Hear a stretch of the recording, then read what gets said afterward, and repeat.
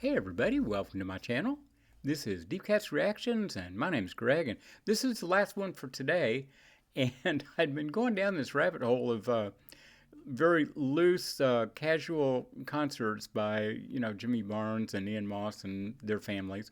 And so the last one that I had was just Ian Moss by himself, and it was really good.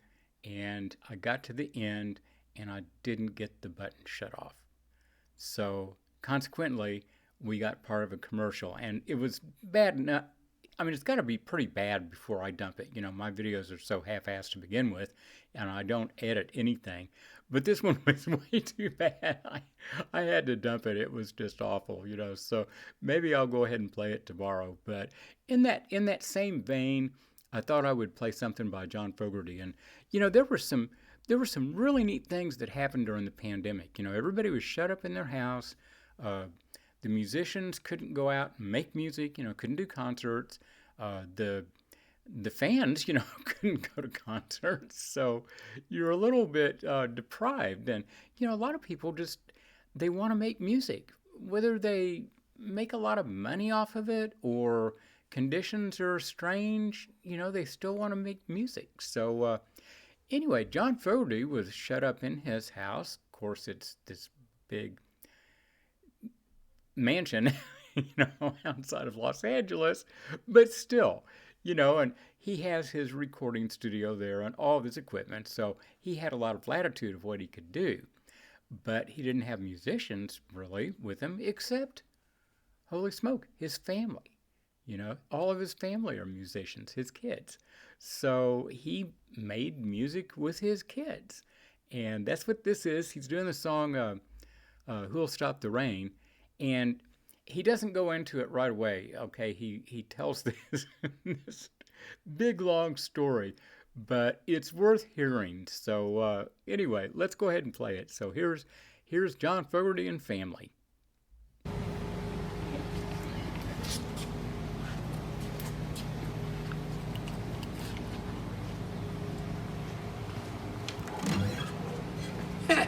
Well, hi everybody. Here we are looking out my back door.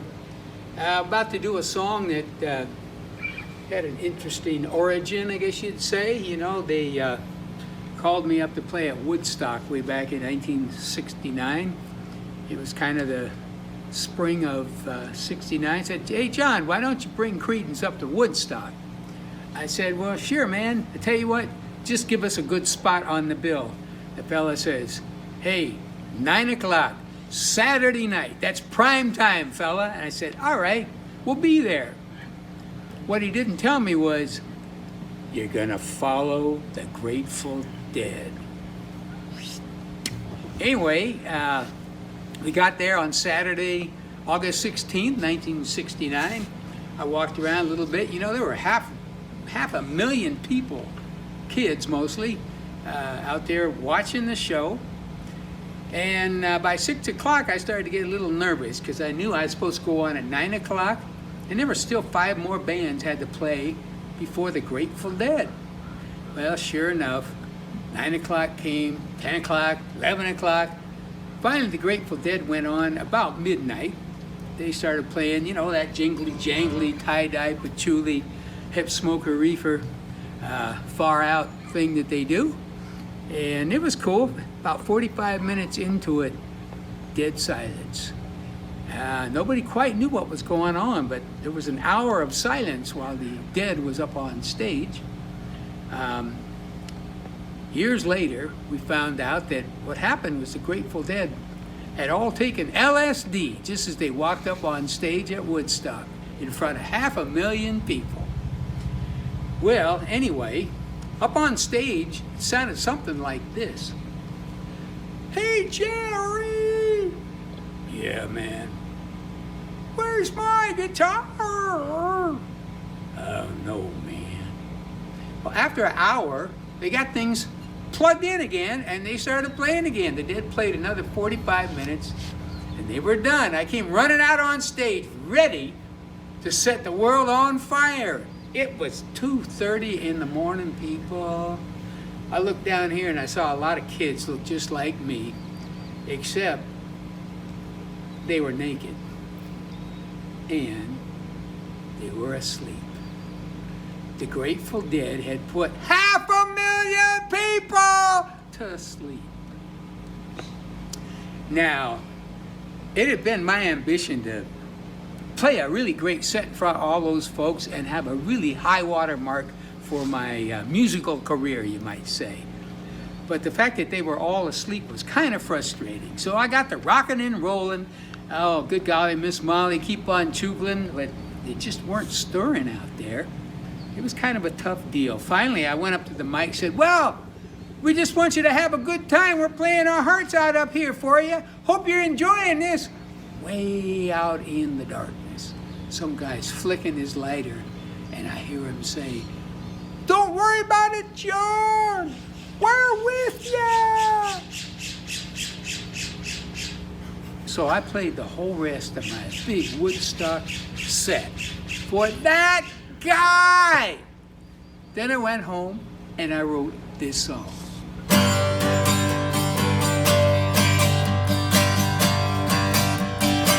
Here we go.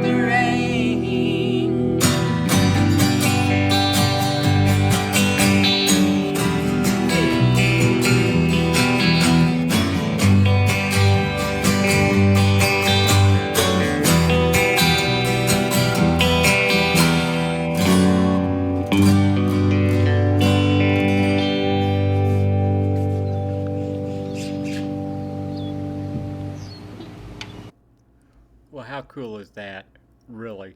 And that kid on guitar, on the electric guitar, was really quite good, you know. But what a nice scene to just be with your kids, who are all musicians, and just make some music, you know. It's just, I don't know. I thought it was terrifically fun, and uh, his voice is still really really good, you know. It's incredible. He's an old frickin' man, you know, but yeah, his voice is still there, and uh, I don't know. Like I say, it's just a neat deal, and that story was very fun, very fun. So yeah, I wondered why uh, they didn't put him in the movie, you know. Now I know. So anyway, I hope y'all enjoyed that, and yeah, it's been a weird day, but you know, I hope somebody watches it. I thought what I was watching was pretty damn cool. So anyway, I will be back tomorrow. So hit like, subscribe, and hit the notification bell, and we'll see y'all then. Bye-bye.